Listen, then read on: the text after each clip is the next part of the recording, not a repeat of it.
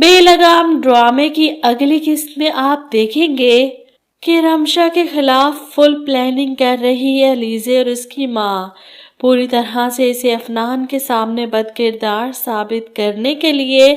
افنان بھی شک میں مبتلا ہو چکا ہے۔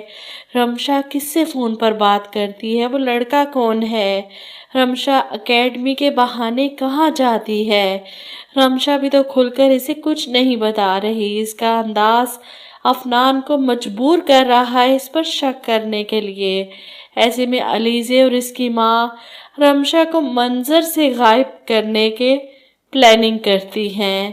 علیزے رمشا کو اپنے ساتھ اکیڈمی سے واپس لا رہی ہے اور اس کے خریدے ہوئے گنڈے رمشا کو اسی کی گاڑی سے کھینچ کر نکال دیتے ہیں۔ رمشا چلاتی ہے، علیزے! وہ بھی دکھاوا کرتی ہے، کون ہو تم لوگ؟ کیا چاہتے ہو؟ چھوڑ دو اسے، تم لوگوں کو جو کچھ بھی چاہیے میں دوں گی، لیکن چھوڑ دو رمشا کو۔ وہ رمشا کو دکھانا چاہتی ہے کہ وہ کتنی پریشان ہے اس کے لیے۔ ایسے میں وہ لوگ رمشا کو گھسیٹتے ہوئے اپنی گاڑی میں بٹھا کر لے جاتے ہیں۔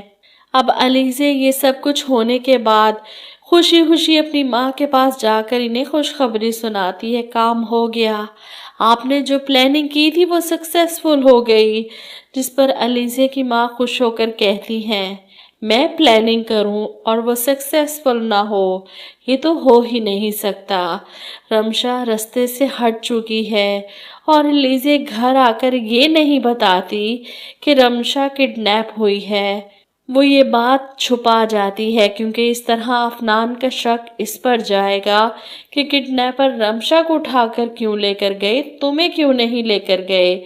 اسی لیے وہ لا علم بن جاتی ہے کہ مجھے نہیں پتا رمشا کہاں ہے، گئی ہوگی اپنے کسی دوست کے ساتھ۔ صبح سے شام ہو جاتی ہے، رمشا کو کوئی پتا نہیں۔ ایسے میں قاسم صاحب بھی پریشان ہو جاتے ہیں۔ علیزے ان سے کہتی ہے کہ رمشا فون نہیں ریسیو کر رہی، ہو سکتا ہے نیٹ ورک کا ایشو ہو، بارش بھی تو ہو رہی ہے نا بہت تیز۔ اس پر قاسم صاحب کہتے ہیں کہ ہاں خیر ہوگی انشاءاللہ۔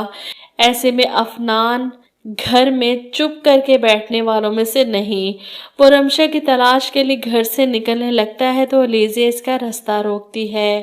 کہاں جا رہے ہو؟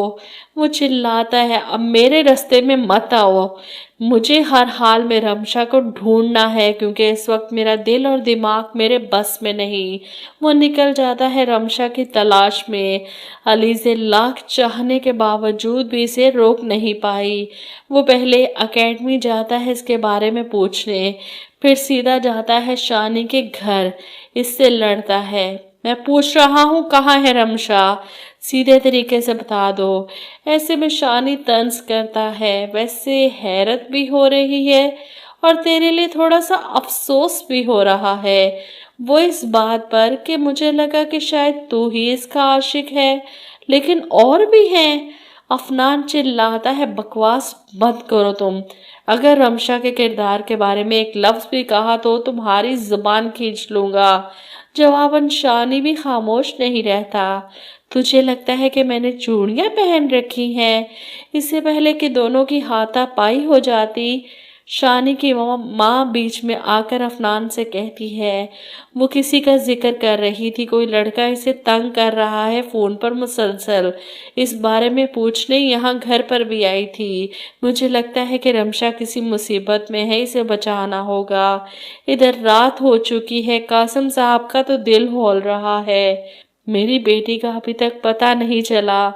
وہ اپنی بہن سے کہتے ہیں، پلیز میرے ساتھ آؤ پولیس اسٹیشن گمشدگی کی رپورٹ درج کروانے، مجھے لگتا ہے وہ یقیناً کسی مصیبت میں ہے، اور اگر تمہیں میرے ساتھ نہیں دینا تو مت دو، میں خود چلا جاؤں گا۔ بھائی کی بات سن کر افشین تھوڑا گھبرا جاتی ہے، بات اگر پولیس تک پہنچ گئی تو کہیں یہ دونوں ماں بیٹی پکڑی نہ جائیں۔ وہ قاسم صاحب کو روکنے کی کوشش کرتی ہے، بھائی جان آپ اس کا ماضی کیوں بھول جاتے ہیں؟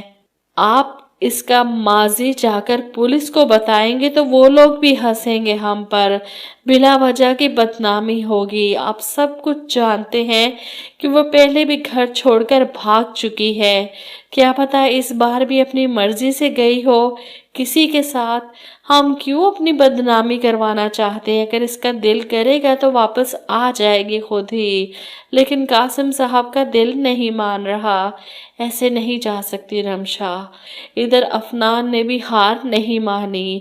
میں ہر حال میں رمشا کو تلاش کر کے رہوں گا۔